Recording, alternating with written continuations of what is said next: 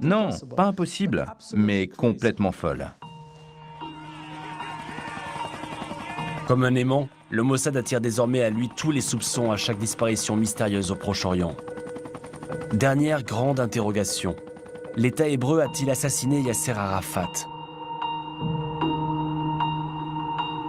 Monsieur Yasser Arafat, président de l'autorité palestinienne, est décédé à l'hôpital d'instruction. En 2004, des armées le leader palestinien meurt dans un hôpital de la région parisienne des suites d'une maladie énigmatique. Dans les territoires palestiniens, le Mossad est immédiatement soupçonné. Car pendant de nombreuses années, le nom d'Arafat aurait figuré sur la fameuse liste des ennemis d'Israël à assassiner. Arafat a été à plusieurs reprises sur la liste, puis retiré de la liste des cibles à éliminer. Pendant les 10 premières années de l'OLP, les années 70, il était sur la liste. Ils n'ont pas réussi à le tuer, mais il était sur la liste.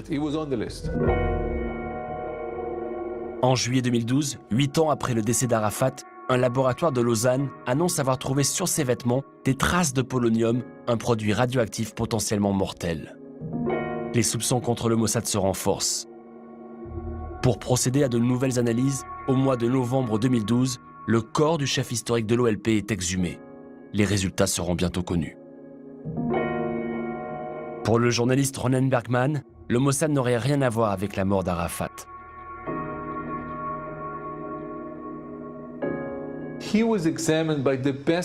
Il a été examiné par les meilleurs médecins français.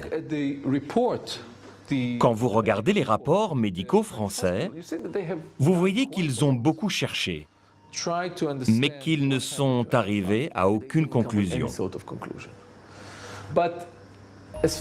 Mais en ce qui me concerne, je pense que les Palestiniens n'ont pas besoin de ces résultats. Ils sont convaincus que c'est Israël qui l'a tué. Vous pensez que le Mossad a tué Arafat? Bien sûr, Vous en êtes sûr? j'en suis sûr. J'ai accusé Israël dès la première seconde. Israël est responsable de la mort de Yasser Arafat, sans aucun doute. Mais vous avez des preuves? Non, je n'ai pas de preuves.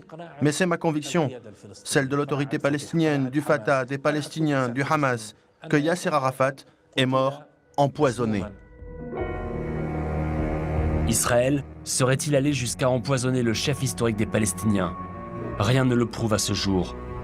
Même si 7 mois avant la mort d'Arafat, le Premier ministre Ariel Sharon avait lâché une phrase quelque peu étrange à la télévision israélienne. À la question « Comptez-vous mettre fin à la vie de Yasser Arafat ?» Voilà ce que Sharon répondait. J'avais promis à George Bush, lors de notre premier entretien il y a environ 3 ans, que j'acceptais sa demande de ne pas porter atteinte à la vie de Yasser Arafat. Je ne me sens plus tenu par cette promesse. 6 mois et 23 jours après cette déclaration d'Ariel Sharon, Arafat décédé des suites de sa mystérieuse maladie.